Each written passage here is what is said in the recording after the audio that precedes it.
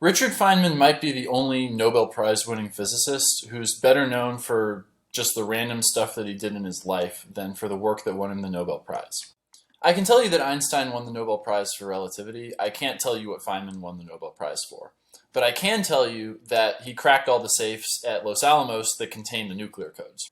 40 years after he died, people are still reading his memoir, Surely You're Joking, Mr. Feynman, because it's full of such fascinating stories. When you think about theoretical physicists, you usually don't think about people who are this adventurous and this charming and this goofy.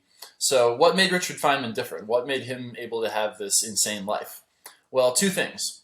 The first is that he was really good at finding adventures, and the second is he was really good at learning. If you read Surely You're Joking, Mr. Feynman closely, you can see the secrets to both. When Richard Feynman was in Brazil, he would eat at this restaurant every day. And one day, the restaurant owner came to him and said, "Oh, Mr. Feynman, you should come hang out at the restaurant tonight because there's going to be a big music parade that's going to come and pass by." And Richard Feynman was like, "Oh, I'm sorry, I can't tonight. I've got another obligation." The other obligation was that Feynman and a few of his friends were in this band together, and they had a thing that night where they were going to play music. And it turned out that thing was the parade that the restaurant owner was talking about. So Richard Feynman and his band passed by the restaurant, and then the restaurant owner saw him, and he was like, "Oh, that's why he couldn't make it."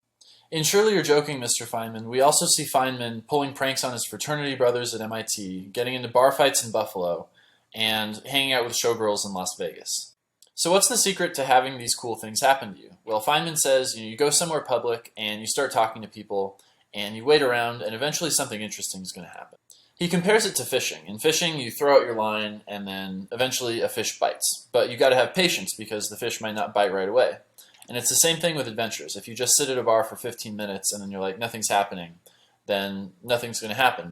But if you sit there for 2 or 3 days and you talk to a lot of people, then eventually somebody's going to invite you to go do something interesting. Richard Feynman wasn't just good at learning physics stuff, he was good at learning basically everything. Feynman decided to teach himself to draw, and a little while later his drawings were hanging up at this exhibit at Caltech, and nobody knew that the artist was a Nobel laureate. Another time, Feynman decided to teach himself the bongo drums, and shortly thereafter he was playing the bongo drums at this huge music competition in Paris.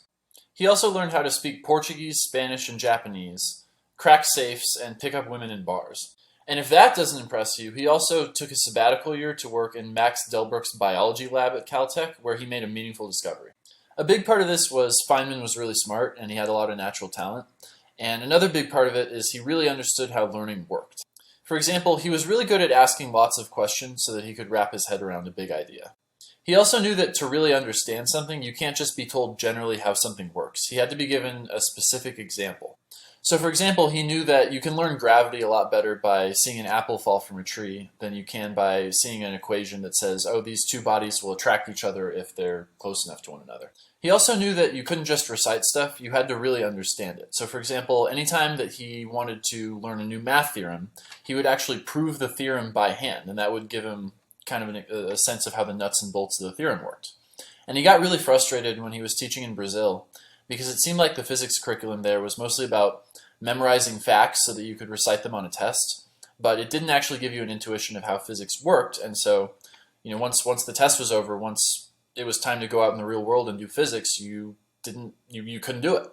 And then finally, he was a super curious guy, and he just wanted to know how everything worked, right? So whenever he saw a magic trick, for instance, someone would come to town and say like, oh, I can read minds, and he would go and he would try and figure out what the secret was. Or if he saw a bunch of ants trailing into his bedroom, he would do experiments on them. If you're curious and you're always learning and you're good at learning, then you'll learn a lot of cool stuff.